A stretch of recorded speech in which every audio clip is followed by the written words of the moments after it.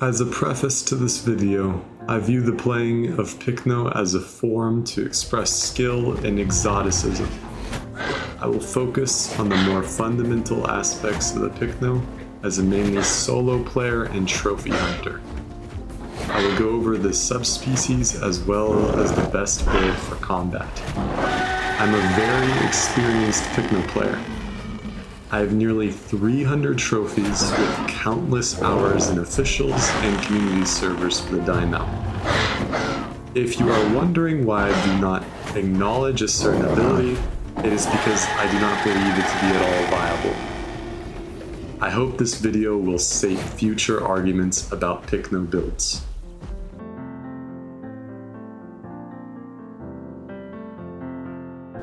To start things off, for the subspecies, you have three options, that being Imperator, Nevesi, and Taurus. Imperator gives 15% extra knockback, Nevesi gives 10% extra stamina recovery, and Taurus gives 3% extra attack damage. These stat changes are very minimal and are unlikely to affect your efficacy or your combat experience. You may notice the slight extra knockback given by the Imperator subspecies, but as the video progresses, I hope to assuage you from picking this knockback theme. Nevesi gives the best stat change compared to the other options. An extra 10% stamina recovery will help you in all your efforts as a bull among men, or in this case, among prehistoric creatures. As for me, I run the Taurus subspecies. I'm aware that this is not an optimal choice, however, I find the aesthetic of this certain model to be pleasing. Let's move on to the meat and potatoes of this video, the abilities. Here you can see my abilities. Please stick around for my justification of why I regularly use this build.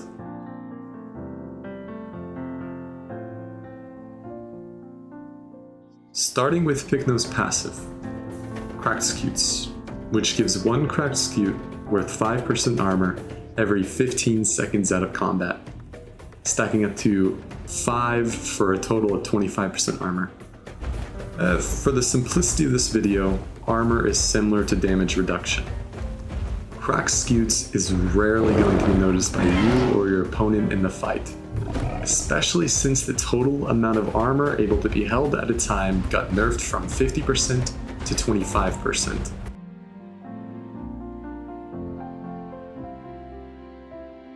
We are now going to go over the most heated debate for the Pycno, the argument of bite or headbutt.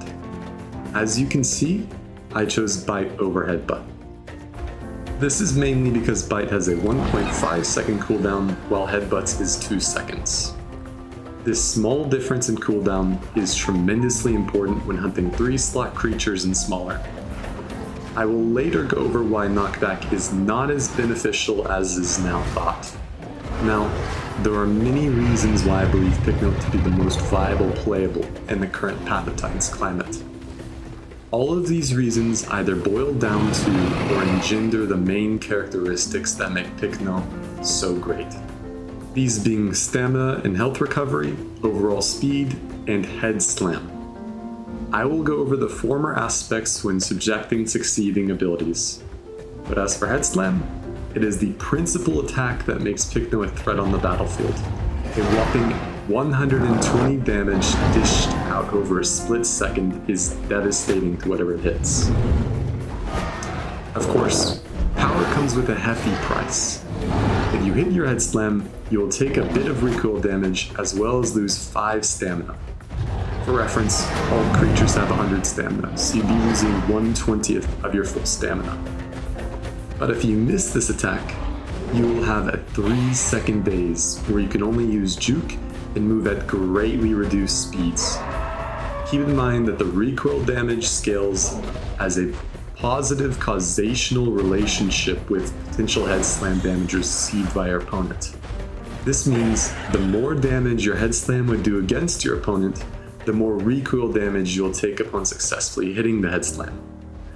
By potential damage, I mean damage with the multiplier of hitting either the tail body or head of the opponent, as well as hitting your opponent when they have damage reduction or immunity. This unfortunately precipitates into being that if you hit, let's say, a Deinonychus or a Rhamphorhynchus with Lucky Feather, you will take the full burst recoil damage.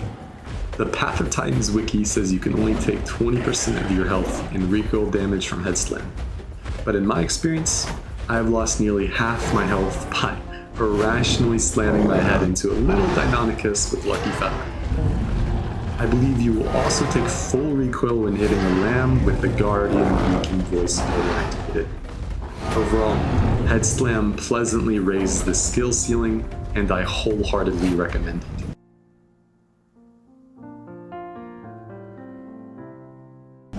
Moving on to the senses.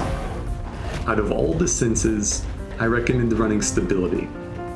With the options of Juggernaut, Stability, and Mouth Guard, Stability is the most viable option for combat, hunting down prey items, or fleeing or losing battle.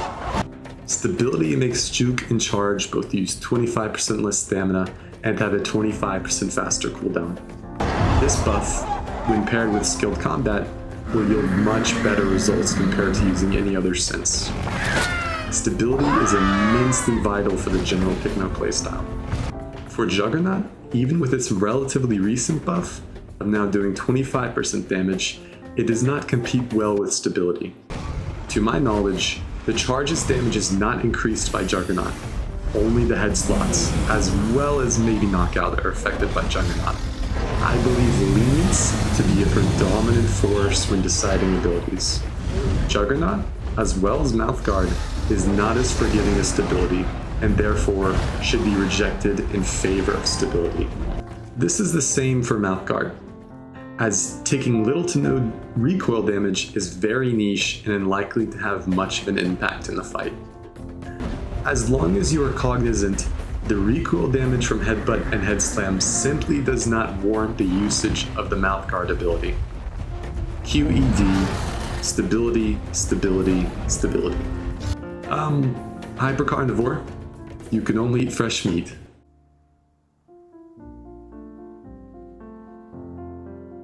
As for your hide slot, any of these is acceptable. With Thick Scutes, which improves health recovery by 20%, and Resilient Scales, which increases bleed and venom healing by 20%, I suggest running Second Wind. An ability that provides better stamina recovery in the form of 150% increased stamina recovery for 8 seconds after receiving a hit in combat is ultimately helpful. This ability is more situational than the others, as you need to be trotting or using precise movement to benefit from this hide. I find that this ability aids me when facing an opponent that does relatively less damage to you than you do to it. This is because you'll probably not be running after your opponent, but will instead be allowing your attacker to engage your Pycno. Saying this, I will not be guiding you on how to play this dino. But if you would like to see a gameplay guide, please request it in the comments. Generally, any of these hide abilities will do. I plainly suggest Second Wind.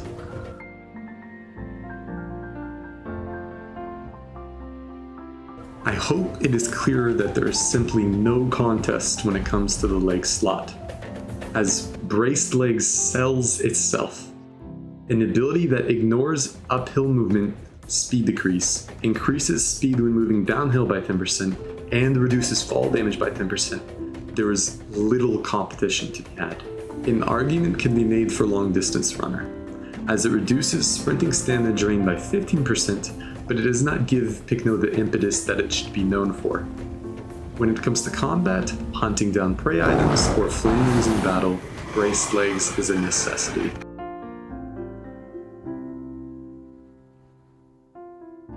For the back limb slots, the abilities available are Knockout, Juke, and Charge. Much like the head slot, this module comes with 2 practical slots. To pair Beth's with Stability, I ask you to use Juke and Charge, but these are the only 2 worthy abilities. Juke is fundamental when combating smaller, more nimble creatures, because the less time an opponent is behind you, the better your outcome in the fight will be. Charge is just as essential in catching up to, getting around, or fleeing dinos. Usually, charging to get away from something is not favorable due to the stamina drain. But when you have stability, you are drastically reducing the stamina you would have lost from said charge. I also use this ability as a trade of stamina for possible health. This is due to charge having the property of reducing the amount of bleed time you have. For the time you are charging, at least. I'm not sure why this is, but it could be worthwhile in a rather stagnant fight. Returning to the available abilities, please do not use Knockout. It may have some merit when it comes to fighting higher slots while in a group, but it is terrible in every other regard.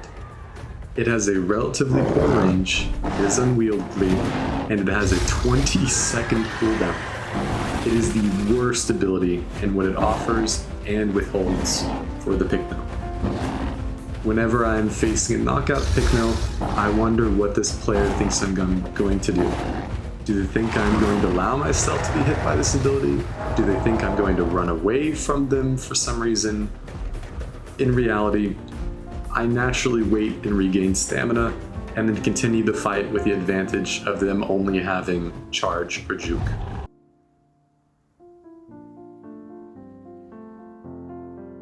Last but not least, the voice lord. The choice of using deep breaths instead of bulldozer should be uncomplicated. Choose the former. Deep breaths offers an improved stamina recovery rate for you and all group members within 20 meters while trotting and walking by 40% for 2 minutes. This stacks up to 2 times and works in combat. Even though this ability can be disagreeable at times, it is far better than having boosted knockback by 25% for 120 seconds for you and all nearby group members. Even though Bulldozer stacks up to 3 times, this video is mainly for solo use. And where are you going to find 2 other Pycnos also with Bulldozer? Deep Breaths is always viable. I use it almost every time it goes off cooldown. The stamina regen you get from it makes Pycno far more enjoyable when moving between fights. My few gripes with this ability are as follows. Why am I, seemingly randomly, not allowed to use this for 5-ish minutes after joining a server? Why does the ability go off, but sometimes not the effect or buff? Why does the Pycno need to be so close to its fellow group mates to buff them? And why am I able to sometimes get 2 stacks as a solo player? That's all. As Chekhov's Soren would say, that's all there is to it. This is my build and my recommendation. If you feel that there is something I left out of this video, or you have an imposing counter-argument, please feel free to state so in the comments. If you've enjoyed this video, please like and subscribe. It would mean a great deal to me. Thank you for watching.